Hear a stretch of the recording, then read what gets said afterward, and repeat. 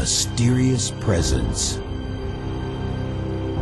A priceless ancient artifact missing.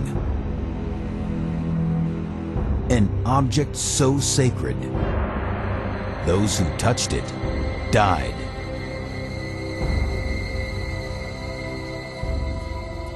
Today, some are looking for it. They believe that if it is found, the world will quickly end.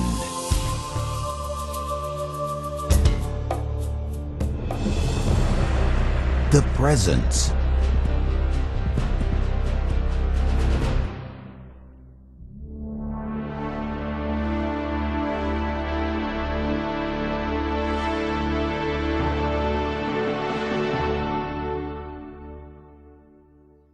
Good evening, everyone, and Buenas noches a cada uno y bienvenidos a La Presencia. Aquí con el pastor John Boonstra.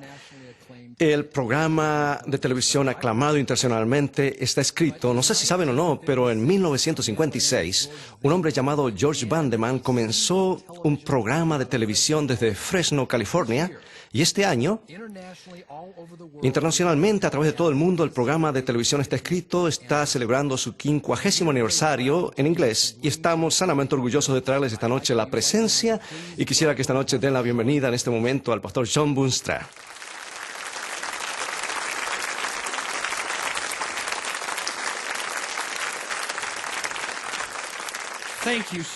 Muchas gracias por venir a La Presencia. Y aquellos que están uniendo vía satélite o por satélite alrededor del mundo, esta noche estoy tan feliz que ustedes se unen a nosotros para esta serie de 5 noches. Por 5 noches vamos a desarrollar los misterios más profundos del mundo antiguo y noche a noche edificaremos sobre la noche anterior, así que ustedes querrán asistir a las 5 noches. Quiero enseñarles cosas que algunas personas no han notado y yo quiero mostrarles cosas que alrededor del mundo hoy muchos han perdido por estar atados a teorías que son muy populares acerca del mundo antiguo. Especialmente estoy pensando en cosas como el Código Da Vinci, el fenómeno y otros movimientos populares que están dando pie hoy. Y vamos a ver los documentos más antiguos del mundo hoy y vamos a mirar a la verdad y las verdades y las raíces del cristianismo, del movimiento cristiano y las verdades de muchas cosas que muchas personas han dejado de hablar en los últimos años. Cada noche vamos a acabar un poco más profundo y y ustedes querrán guardar sus lecciones para estudiarla y tenerlas listas para la siguiente noche. Esta noche, porque represento a Está Escrito, un programa bíblico y porque creo en la Biblia, personalmente creo que es la palabra de Dios para la raza humana. Quisiera tener una oración antes de examinar lo que ella dice. Así quiero invitarles aquí en el estudio, a la audiencia y alrededor del mundo esta noche, a unirse a mí e inclinar los rostros para orar. Padre Celestial, esta noche nos deleitamos en abrir tu palabra, la Biblia. Creemos en nuestro corazón que cuando abrimos la Biblia, escuchamos la voz de Dios. Así que es mi oración esta noche, que no solamente escuchemos tu voz, sino que tú me bendigas también para que las cosas que diga sean una representación exacta de lo que tú quieres que sepamos. Bendice nuestro estudio, te lo pido, en el nombre de Jesús. Amén. Sabes, a través de los años, la pala de los arqueólogos, con frecuencia han creado más preguntas que respuestas. Cada vez que encontramos algo acerca de civilizaciones antiguas, resulta que cuanto más sabemos acerca de esa civilización, menos en realidad sabemos acerca de ellos. Déjame darte algunos ejemplos de cosas que han sido descubiertas en los últimos siglos, que nadie tiene explicación para ello. Por ejemplo, desde 1927, 13 cráneos de cristal fueron desenterrados allí en Centroamérica hasta el sur de Sudamérica. No sabemos quién hizo estos cráneos de cristal. Son exactos en tamaño, son exactamente como el cráneo humano y son tan finamente diseñados o labrados que aún una mandíbula de ellos se mueve como se mueve una mandíbula actual de un ser humano y nadie sabe quién los hizo. 13 han sido descubiertos, nadie sabe por qué fueron hechos, eran objetos religiosos, no sabemos. ¿Eran usados como decoración en los hogares de las personas hace miles de años? No sabemos tampoco. ¿O eran ellos usados en el salón de clases en estudios de ciencia, en los salones de clases antiguos? No sabemos. La verdad es que no tenemos una pista. No sabemos quién los hizo, no sabemos por qué los hicieron, pero este no es el único misterio que nos llega a nosotros del mundo antiguo. Hay más. En los 1920, cuando las aeronaves comenzaron a volar el desierto del altiplano del Perú, los pasajeros comenzaron a mirar por la ventana al desierto y allí notaron algo interesante. Grabados, dibujados en la arena del desierto, en un lugar donde no tienen demasiado viento o lluvia, así que las cosas permanecen por mucho tiempo.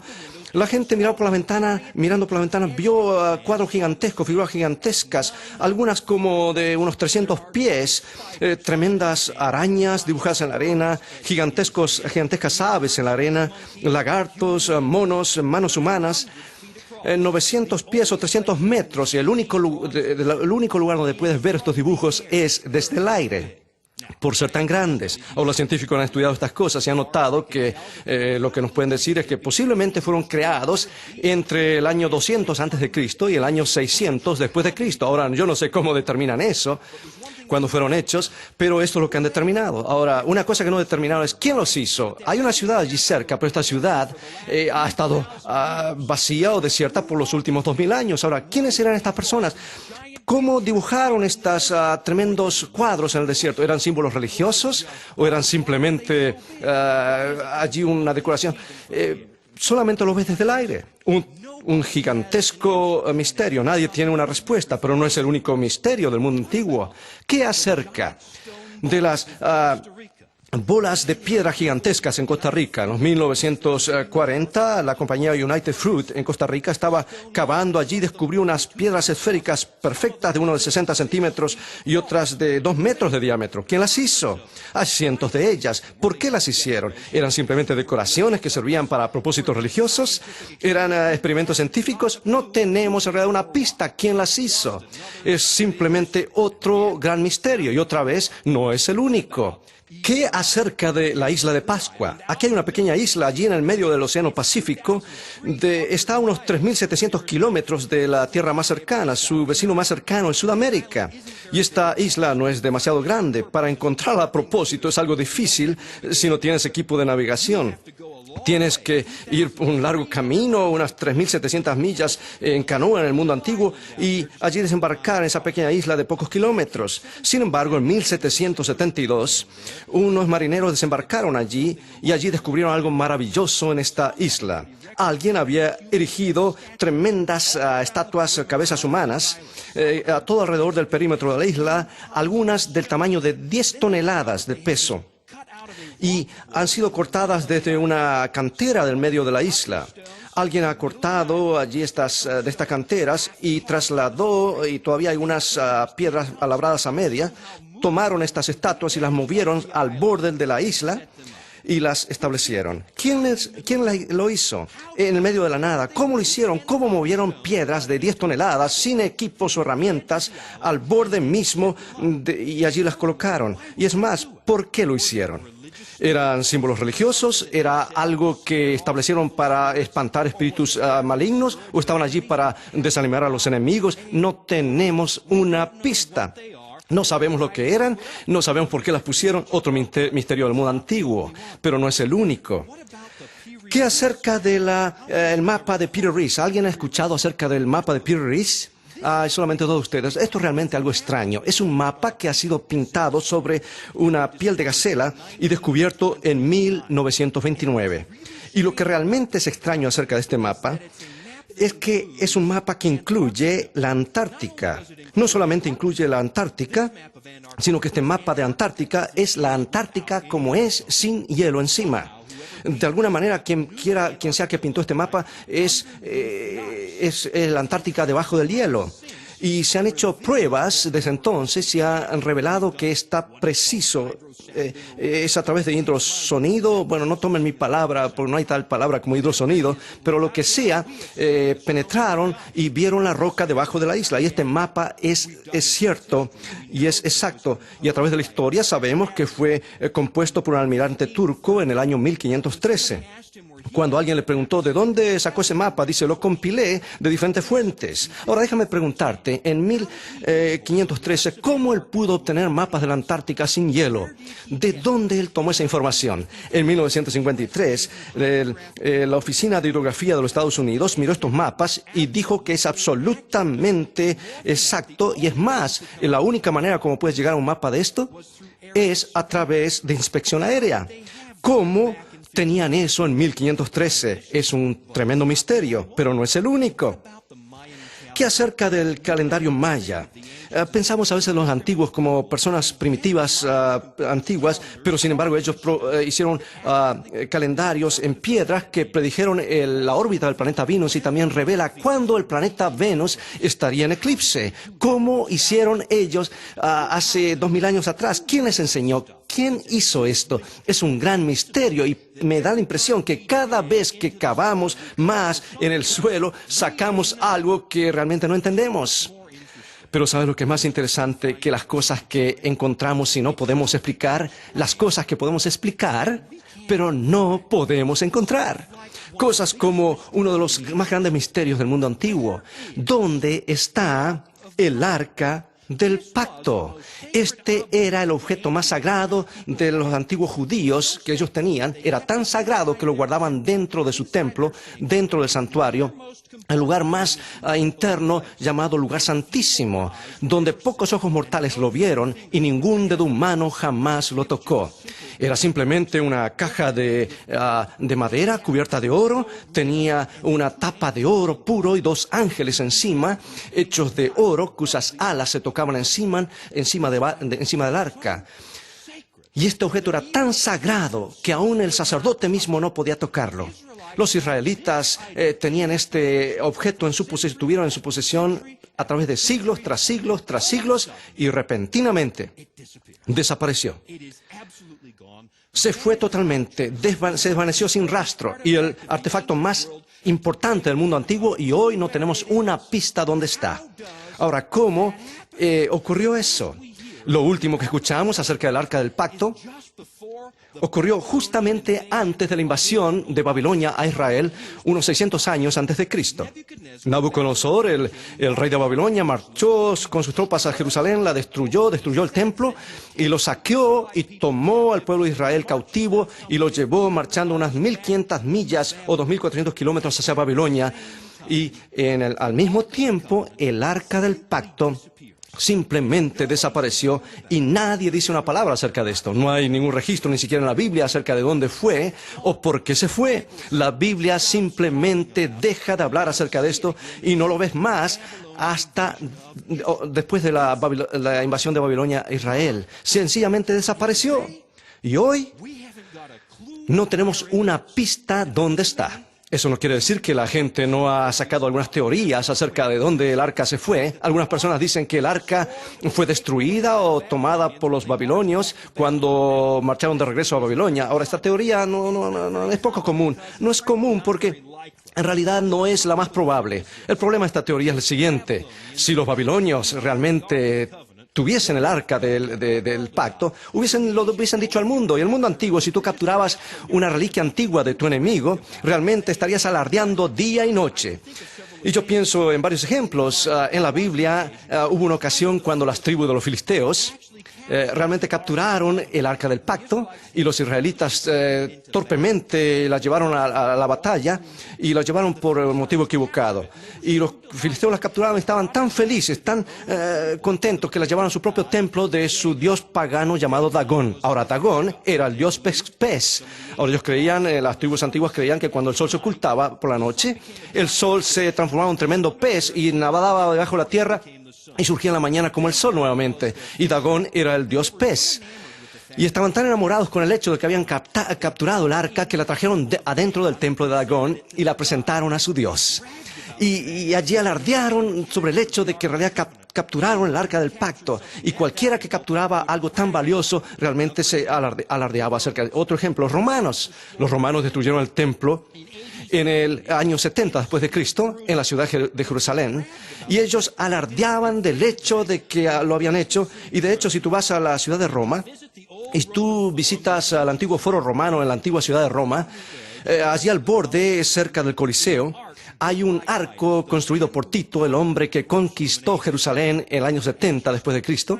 Y si tú entras dentro, vas debajo del arco y encuentras a la izquierda un fresco labrado en piedra de una cantidad de personas cargando un candelabro de 7 brazos. ¿Por qué está allí? Bueno, están ellos jactándose o alardeando de que ellos tomaron parte de los muebles del templo con ellos. Y cualquiera que capturaba algo significativo en batalla realmente alardeaba acerca de esto porque querían que el mundo supiese que su Dios era más grande que el Dios de Israel, o por lo menos así pensaban. Si los babilonios en realidad hubiesen capturado el arca, lo hubiesen dicho a todo el mundo. Pero no habría fin en realidad para el alardeo. Sin embargo, no hay absolutamente nada, hay silencio en la Biblia acerca del arca del pacto. Y aún en Daniel capítulo 5, donde el rey de Babilonia, Belsasar, hizo una fiesta mostrando cuán poderoso era Babilonia, cuán poderosa, y allí puso todos los vasos, todos los utensilios que habían tomado de Israel, del templo de Israel, y lo trajo a la fiesta. Y te dice, ¿qué es lo que trajo a la fiesta? Los vasos, los utensilios. Pero no hay mención absoluta acerca del arca. Y tú puedes estar seguro que si los babilonios la tuviesen, ellos hubiesen estado alardeando. Teoría número 1, que los babilonios la tomaron o la destruyeron, posiblemente sea falsa. Teoría número 2. Un libro apareció hace algunos años llamado La señal y el sello por un hombre llamado Hancock. Él nos dice la historia, nos cuenta la historia de que hace muchos años, al explorar las regiones de África, llegando a Etiopía, descubrieron allí un grupo de personas que practican la religión judía antigua y practican una forma antigua de la religión judía, llamados los felacios, las festividades, etc. Ahora los felacios reclaman que ellos tienen el arca del pacto como posesión suya, allí en Etiopía. Ahora, ¿cómo dicen que ellos obtuvieron esa arca del pacto? Muy sencillo. La Biblia dice la historia, en 1 Reyes capítulo 10, que Salomón, rey de Israel, tuvo un encuentro con la reina de Saba, de Etiopía, una mujer muy bella. Ahora, esto es lo que la Biblia allí deja la historia, pero los felacios llenan la historia, el resto de la historia, de lo que consideran que es el resto de la historia. Y dice que Salomón y la reina de Saba tuvieron un hijo juntos, y el hijo se regresó a Etiopía, donde vivía. Y debido a que vivía allí, Salomón hizo una réplica del arca del pacto para él como regalo y él para que la llevase a Etiopía. Ahora, los sacerdotes sabían lo que Salomón había hecho y entonces Israel se estaba degradando moralmente, los estándares morales, y estaban cada vez más y más malvados. Así que en forma secreta cambiaron el arca original con la réplica. Así que los israelitas ahora tenían la imitación y la real estaba en Etiopía. Y hoy los felacios les dicen que el arca está en Etiopía, en cierto edificio. La pregunta es, ¿realmente la tienen? No sabemos. En ocasiones he visto algunas fotos en blanco y negro que ya no salen más. Habían desfiles o sacaban algo de desfile allí por las calles y reclamaban ellos que era el arca del pacto. Pero siempre está cubierto bajo una manta para que tú no veas lo que está debajo. Y yo sospecho que hay una buena razón por la cual está debajo una manta para que tú no veas lo que está debajo.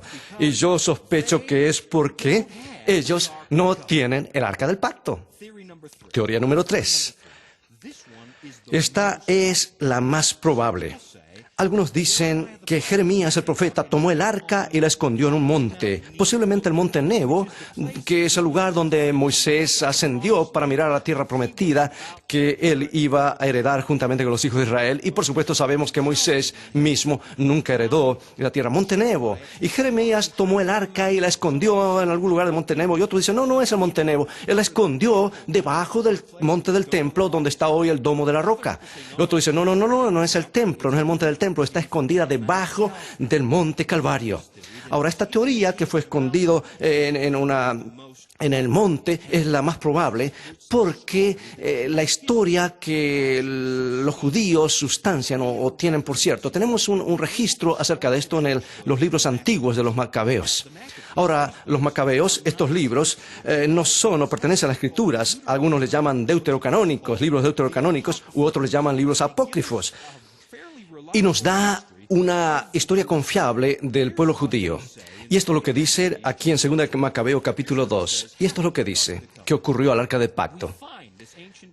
Encontramos en este libro antiguo. Encontramos en los archivos que el profeta Jeremías dio órdenes de que el arca fuese con él y la llevó al monte donde Moisés había escalado para ver el terreno que Dios les iba a dar, la tierra prometida. Y allí encontró una cueva donde llevó el tabernáculo y el arca y el altar del incienso, y luego bloqueó la entrada. Y algunos de sus compañeros vinieron a marcar el lugar, pero no pudieron encontrarlo. Y cuando Jeremías supo de esto, los reprochó.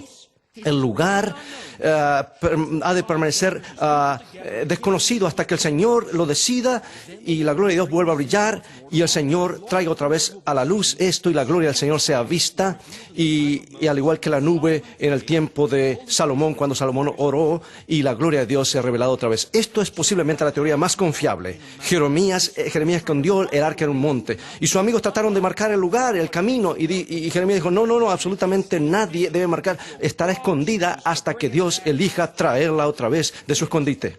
Esta es la teoría más probable. ¿Pero quieres saber la verdad? No tenemos ni una pista dónde está el arca del pacto.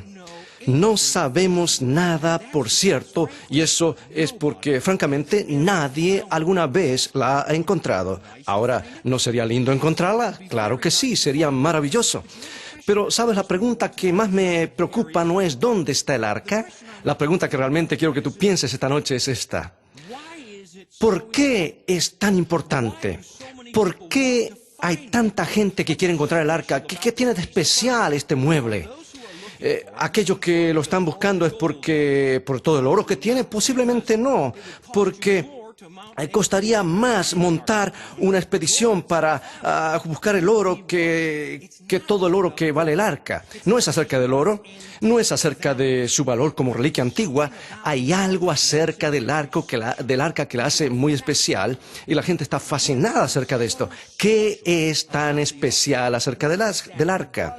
¿Qué era específicamente este mueble? A través de los años, muchas personas han tratado de explicar lo que el arca del pacto es, y yo he visto algunas de las extrañas y teorías sin sentido de lo que el arca del pacto era. Déjame mostrarte alguna de esas teorías. En los 1960 salió un libro llamado Los carros de los dioses, de Eric Van Daniken. ¿Alguien ha escuchado acerca de este libro? Tal vez usted no quiera admitirlo ante sus amigos, pero tú lo leíste, ¿no es cierto? Yo leí este libro cuando yo era un niño, lo encontré allí en una pila de libros usados y lo llevé a casa y sin que mis padres lo sepan, yo leí este libro y yo descubrí que había una premisa muy interesante. Dice que no somos el producto de la creación, los seres humanos, tampoco dice somos el producto de la evolución, tampoco. ¿Sabes lo que dice? Dice que somos el producto de experimentos extraterrestres de hace miles de años, donde los ovnis vinieron a esta tierra y tomaron a los seres humanos como experimentos genéticos. Ahora, yo tomé ese libro, llevé ese libro a la escuela y yo tuve la fortuna de ir a una escuela cristiana como niño y lo mostré allí en la clase y dice, maestra, le dije, mire lo que descubrí. Todos somos extraterrestres. Ahora, conociéndome, ella me creyó. Todos somos extraterrestres. ¿Sabes ese plato volador de Ezequiel? Una rueda dentro de la rueda. ¿De dónde? ¿Cómo le llamas tú? El plato volador, le dije. Y esas luces son las luces de aterrizaje. Y yo pasé toda la tarde escribiendo en el pizarrón, no debo dudar del libro de Ezequiel, no voy a dudar del libro de Ezequiel, no debo dudar. Y desde entonces no he dudado porque me hizo escribir 500 veces en el pizarrón. Ahora, en este libro, Eric Van Daniken tiene la teoría que todos somos experimentos genéticos de los extraterrestres y dice esto en la página 40. Dice, sin lugar a dudas, el arca estaba eléctricamente cargada y si lo reconstruimos hoy de acuerdo a las instrucciones dadas a Moisés, un conductor eléctrico de varios centenares de voltios es producido. El borde de oro y la corona de oro, que esa es lo que estaba alrededor del arca, cargaría los condensadores que están allí en la placa y forman un conductor negativo y los querubines encima del propiciatorio actuarían como magnético, como un imán y actuarían allí como unas bocinas y las luces parpadeantes eran para avisar a Moisés de su aterrizaje y Moisés se comunicaba. Pero tú puedes leerlo en la Biblia, interesa totalmente. Dice, ¿por qué no chequeas en tu Biblia? Es lo que está diciendo. Ahora nota lo que dice. Sin consultar Éxodo, a mí me parece recordar que el arca estaba rodeada de luces parpadeantes y Moisés la utilizaba como retrotransmisor cada vez que quería comunicarse con Dios. Dice, yo no he chequeado en la Biblia, chequen en la Biblia, dice, pero yo no he verificado en la Biblia. Así que habla de radios y intercomunicadores. Otra teoría vino allá en los 1980 y nadie la tomaba en serio porque lo hicieron más bien por divertirse. Una película que surgió de Steven Spielberg, Los Buscadores del Arca Perdida. Y él dice que el arca era un generador poderoso, misterioso, que los nazis perdieron en la Segunda Guerra Mundial. Y que al final de la guerra, allí torpemente alguien la abrió y salió allí una explosión. No hay ni una hebra de verdad en esto, es una fantasía y nadie realmente cree en esto. Sin embargo, me dice que la gente está fascinada con esta película porque en el corazón sabemos que nos habla de algo importante, nos habla del Arca del Pacto. Otra teoría surgió hace un par de años y tú lo encuentras en el libro de Dan Brown, el Código da Vinci. Dan Brown dice que el Arca del Pacto era este lugar misterioso donde los ritos antiguos de fertilidad eran llevados a cabo, donde los dioses masculinos y femeninos se reunían, y entonces tú te imaginas lo que ocurría después de eso. Él inventó eso totalmente, no hay un ápice de evidencia para eso, para esa teoría. Sin embargo, lo triste es que miles y miles y miles de personas hoy están leyendo ese libro y creen lo que dice, aunque no tenemos, vuelvo a decir, un ápice de evidencia para respaldar la evidencia. Si todas estas teorías extrañas, sin sentido acerca del Arca del Pacto no son ciertas, entonces, ¿cuál es la verdad? ¿Qué era el Arca Antigua del Pacto? Y eso es fácil de poner junto las piezas, porque la Biblia es clara como el cristal acerca de lo que era el Arca del Pacto. De acuerdo a las páginas de la Biblia, Dios le dijo a Moisés que construyese un arca. Éxodo 25:10. Dice, harán también un arca de madera de acacia, cuya longitud será de 2 codos, y un codo es unas 15 pulgadas, un codo y medio, y su anchura y codo y medio su altura. En otras palabras, 1 metro de largo más o menos, unas 27 pulgadas de alto y otras 27 pulgadas de ancho. Y la cubrirás de oro puro por dentro y por fuera, y harás sobre ella una cornisa de oro alrededor. Y pondrás en el arca el testimonio, es otro nombre para los 10 mandamientos, la ley moral de Dios. Pondrás dentro del arca el testimonio que yo te daré. Y harás un propiciatorio de oro fino sobre la tapa de encima del arca. Y harás 2 querubines de oro labrados a martillo, lo harás en los 2 extremos del propiciatorio. Harás pues un querubín de un extremo y un querubín del otro extremo. Y cubrirán las alas por encima y pondrás el propiciatorio encima del arca. Debe ser algo maravilloso, algo increíble, una caja cubierta de oro. Piensa en esto, una sustancia perecedera mezclada con una sustancia imperecedera, y esto probará algo bien importante al movernos noche tras noche. Y allí tengo una caja cubierta de madera de oro puro encima y los ángeles hechos de oro encima, algo realmente asombroso. ¿Por qué Dios hizo que Moisés hiciera esto? ¿Era simplemente una decoración? Absolutamente no. Era un objeto poderoso que tú lo encuentras a través de todos los lugares en el mundo, en los registros antiguos, bíblicos antiguos. Por ejemplo, cuando los israelitas iban a entrar a la tierra prometida, los sacerdotes llevaban el arca del pacto al río Jordán y cuando pisaron el agua del río, el agua se secó, creando un camino seco para que los israelitas cruzaran. Tú puedes leerlo esto en Josué capítulo 3. Luego, en Josué capítulo 6, descubres que los israelitas tomaron el arca del pacto en una marcha todos los días, y todos los días iban alrededor de la ciudad de Jericó cargando el arca del pacto, y el 7º día recorrieron 7 veces y tocaron las trompetas, y la Biblia nos dice que los muros de Jericó cayeron. Ahora, hoy los arqueólogos han probado sin lugar a duda que los muros de Jericó realmente estuvieron allí y que realmente algo hizo caer esos muros. Ahora, ¿por qué estaba el arca del pacto allí? Y hay otra historia que yo les conté hace un rato, donde los filisteos robaron el arca del pacto en batalla y los llevaron a su templo pagano y la pusieron frente al dios Dagón. Y en la mañana Dagón había caído, así que lo pusieron otra vez y pusieron el arca otra vez de nuevo. Y el siguiente día Dagón había caído y estaba roto en pedazos. Y dijeron, esto son malas noticias, deshagámonos del arca. Así que comenzaron a enviarla de pueblo en pueblo, y al enviarla de pueblo en pueblo la gente se empezó a enfermar y a recibir tumores, y dijeron, no queremos más, esto es todo, enviémoslos de regreso a Israel. Así que la pusieron en una carroza, y allí 2 vacas jalando o tirando de la carroza, que tenían becerros. ¿Por qué? Porque sabían que esas vacas iban a ir a la casa a buscar a sus becerros, y si era algo de Dios que esta arca se fuese a Israel, era algo de Dios e iría a Israel en lugar de ir a los becerros. Así que pusieron allí el arca en la carroza y cruzaron los dedos y dijeron, no queremos el arca más, y miraron con un ojo abierto mientras las vacas se dirigían por el camino y se iban en dirección a Israel. Ahora, la parte triste de la historia es que cuando llegó a Israel, llegó a un lugar llamado Bet-Semes, y los israelitas estaban tan animados que dejaron sus herramientas en el campo y fueron y abrieron el arca y la tocaron y comenzaron a caer muertos. Lo que siempre ha ocurrido cada vez que alguien ha tocado el arca del pacto.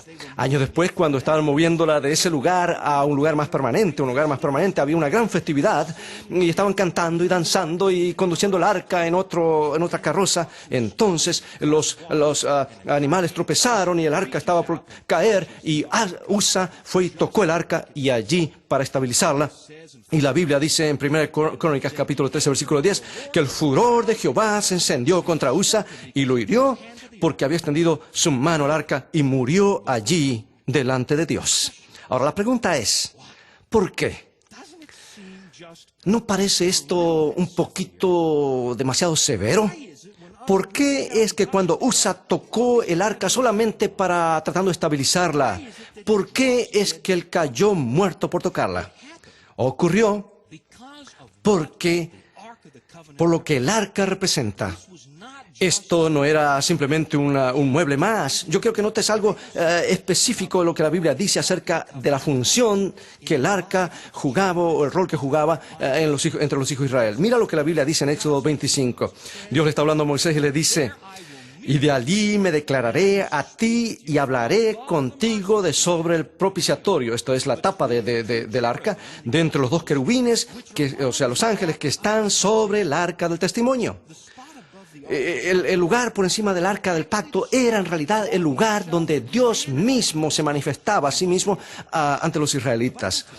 La Biblia nos dice que cuando los israelitas estaban en sus jornadas de Egipto hacia la tierra de Canaán, una nube los guiaba, una columna de fuego de noche, una columna de nube de día.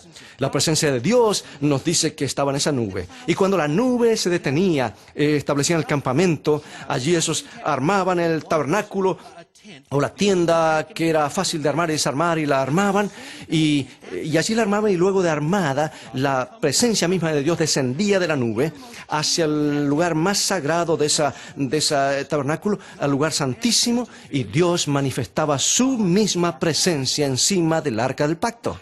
¿Por qué? ¿Por qué encima del arca del pacto?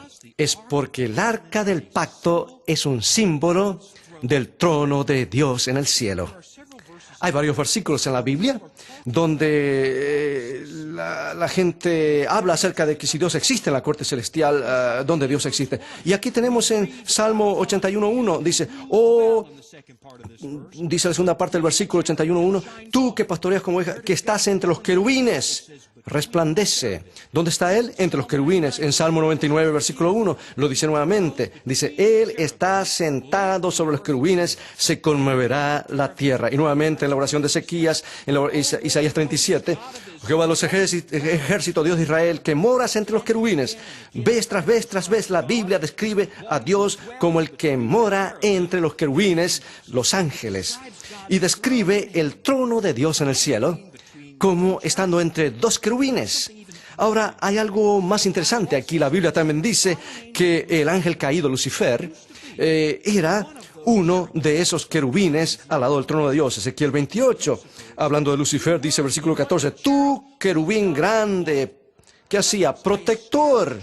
Yo te puse en el santo monte de Dios. Hay una descripción del trono de Dios en el cielo como estando entre dos querubines. ¿Será posible que el arca del pacto en la tierra era un cuadro del trono de Dios en el cielo? Absolutamente.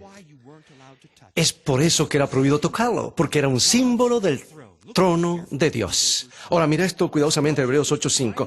Moisés fue divinamente instruido al hacer el tabernáculo, ese santuario portátil en el desierto. Dice, mira, haz todas las cosas conforme al modelo que se te ha mostrado en el monte. ¿Cómo Moisés hizo el arca del pacto? De acuerdo al modelo del Antiguo Testamento. ¿Cómo lo hizo? Él siguió el modelo que Dios le mostró. ¿Y cuál era ese modelo? El mismo trono de Dios en la corte celestial. Y Dios le dio a Moisés un vistazo del trono celestial y le dijo: Moisés, construye algo que luce o se parece a esto. Ahora, revisemos todo lo que hemos reunido, toda la evidencia hasta ahora, y veamos qué es lo que encontramos. Hemos estudiado que Dios viajó con Israel y tomó residencia allí en el lugar más sagrado, en el lugar santísimo. Su presencia descendía encima del propiciatorio en el arca entre los ángeles. Y leímos que él se comunicaba con los hijos de Israel de entre esos querubines. Y también descubrimos que Dios es descrito en el cielo como morando entre los querubines y que Lucifer fue una vez uno de esos querubines, una vez en la corte del cielo, antes que fuese expulsado del cielo. Ahora, juntando toda la evidencia, ¿a qué conclusión llegamos? El arca del pacto era un modelo a escala del trono de Dios en el cielo. Ahora, ¿cómo puede ser? Todo el Antiguo Testamento, el santuario del Antiguo Testamento, se nos dice que era un cuadro de algo que estaba en el cielo. Ahora, nota lo que la Biblia dice en el libro de Hebreos, capítulo 8, versículo 2. Habla acerca de aquel verdadero tabernáculo que levantó el Señor y no el hombre. El verdadero tabernáculo que ¿quién levantó? El Señor levantó. La Biblia nos dice que había un santuario en la tierra con el arca del pacto que Moisés y los israelitas construyeron. Pero también nos dice que hay un verdadero tabernáculo, un verdadero santuario que Dios mismo construyó. Y de hecho la Biblia nos muestra que el que está en el cielo tiene un arca del pacto y todavía lo tiene. En el libro de Apocalipsis capítulo 11, Juan el profeta ve dentro del templo del cielo y ve algo interesante. En Apocalipsis 11, 19 dice: y el templo de Dios fue abierto en el cielo y el arca de su pacto, otra palabra para testamento, y el arca de su pacto se veía en el templo. ¿Dónde está este templo? ¿Está en la tierra, amigos? No, está en el cielo. Hay un arca del pacto en el cielo. Es el mismo trono de Dios. Moisés construyó una réplica, duplicó en escala, y al estudiarlo, nosotros tenemos información acerca de cómo es Dios y acerca de su trono. Nos dice algo acerca de cómo es. Ahora sabemos que los 10 mandamientos están dentro del arca. Sabemos que Dios es un Dios justo. Él gobierna por leyes y Él se mantiene de parte de sus leyes, no importa lo que sea. No matarás, no hurtarás, no dirás falso testimonio. Y eso nos dice algo acerca de cómo es Dios. Y también nos crea un problema, amigos, porque la Biblia dice que el pecado es transgresión de la ley de Dios. Y nos dice también que todos hemos pecados. Y dice que la paga del pecado es muerte. El pecado hoy no es una palabra muy popular, pero el trono de Dios, el arca del pacto, nos enseña cuán serias son nuestras transgresiones, la transgresión de la ley de Dios. Hemos sido separados de Dios porque quebrantamos su ley. Y la paga del pecado, dice la Biblia, es muerte. Y eso tiene sentido porque nos separamos de Dios, de nuestro Creador, y ya no más podemos estar ante su presencia, más porque hemos pecado. Ni siquiera podemos ver el rostro de Dios. Isaías 59, versículo 2.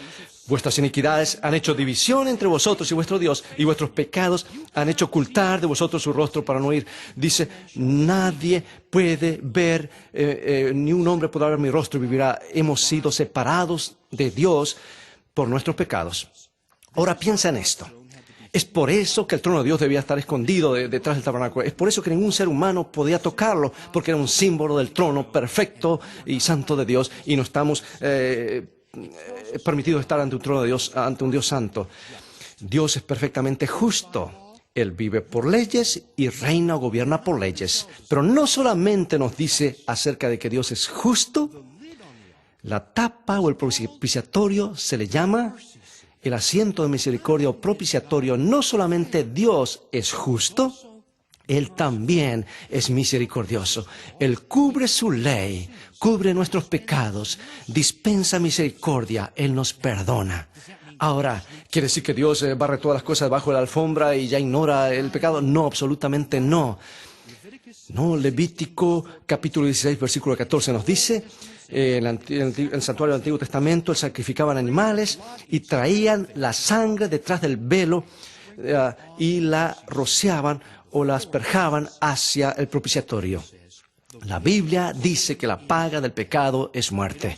Y también nos dice que sin derramamiento de sangre no hay remisión de pecado, no hay perdón. El pecado es algo serio. Y aún en el Antiguo Testamento, ellos tenían que asperjar sangre hacia el propiciatorio, diciéndonos que algún día alguien moriría en nuestro lugar. Alguien estaría en nuestro lugar y pagaría la deuda del pecado para que pudiésemos estar otra vez ante la presencia de Dios. ¿Qué nos dice el Arca del Pacto de nosotros? Nos dice que no importa cuán oscuras sean nuestras vidas, el rostro de Dios siempre está hacia nosotros. Aun cuando el trono de Dios tenga que estar ocultado allí en el tabernáculo, sabemos que Él todavía está colocado en el centro del campamento de Israel. Él quería estar en el corazón mismo de su pueblo. El Arca del Pacto nos dice algo acerca de Dios. Y en los momentos más oscuros de nuestra vida, Él todavía está con nosotros. Una pequeña niña fue forzada a estar allí en un refugio antiaéreo y era demasiado oscuro, no podía dormir. Papá, gritó ella, papá, ¿estás allí? Sí, querida, estoy allí, estoy aquí. Ella trató de ser fuerte por unos momentos y dijo, papá, ¿estás allí? Sí, estoy aquí. Bueno, ve a dormir, hijita. Pero papi, sí, hijita. ¿Está tu rostro mirándome hacia mí? ¿Estás girando tu rostro hacia mí? Sí, querida. Y quedó totalmente dormida. El Arca del Pacto nos dice que no importa cuán oscura es tu vida, Dios quiere colocar su presencia cerca de ti. Y aunque, debido al pecado, Él está detrás del velo, su rostro está hacia ti.